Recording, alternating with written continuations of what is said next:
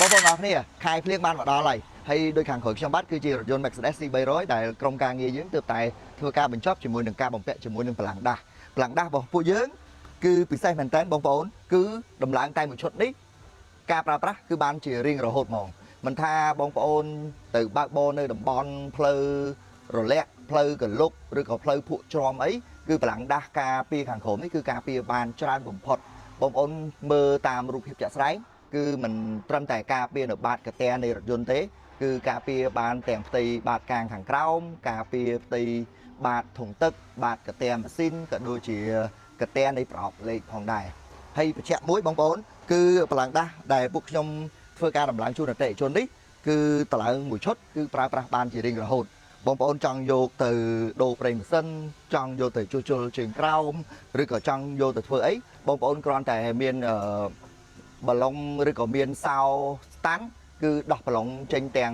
ប្រមាណគ្រាប់ហ្នឹងទៅហើយធ្វើការជួសជុលក៏ដូចជាធ្វើការដូរប្រេងម៉ាស៊ីននេះទៅហើយបំពាក់វិញជាការស្រេចងាយស្រួលដោះងាយស្រួលដាក់มันមានភាពសាំញ៉ាំអីច្រើនទេបងប្អូនហើយកន្លែងនេះគឺជាកន្លែងដែលយើងធ្វើការបង្ហូរប្រេងម៉ាស៊ីនអញ្ចឹងទៅពេលដែលរថយន្តដល់គីឡូដូរប្រេងម៉ាស៊ីនយើងគ្រាន់តែឡើងប៉ុងទៅហើយយើងដោះនៅប្រឡងនេះទៅគឺប្រេងម៉ាស៊ីនហូរមកហើយការផ្លាស់ប្ដូរប្រេងម៉ាស៊ីនមិនចាំបាច់យើងធ្វើការដោះប្រឡាំងដែរទេហើយតម្រងគឺនៅខាងលើបងប្រភេទរថយន្តខ្លះគឺយើងព្រោះរថយន្តខ្លះវាមានតម្រងនៅខាងក្រោមអញ្ចឹងយើងធ្វើប្រឡោះបង្ហូរប្រេងម៉ាស៊ីនក៏ដូចជាបង្លោះប្រឡោះដែលយើងត្រូវដូរតម្រងផងដែរហើយមួយវិញទៀតនៅពេលដែលរថយន្តដកគីឡូដែលត្រូវដូរប្រេងប្រអប់លេខបងប្អូនអរគ្នាគ្រាន់តែដោះប្រឡងនៅ 4-5 គ្រាប់នេះមកដោះមកផ្ទាំងខាងក្រោយមកយើងធ្វើការផ្លាស់ប្ដូរប្រេងប្រអប់លេខបានរួចរាល់ហើយកម្រាស់ល្អធន់ការពារមិនថាថ្មមិនថាភក់មិនថា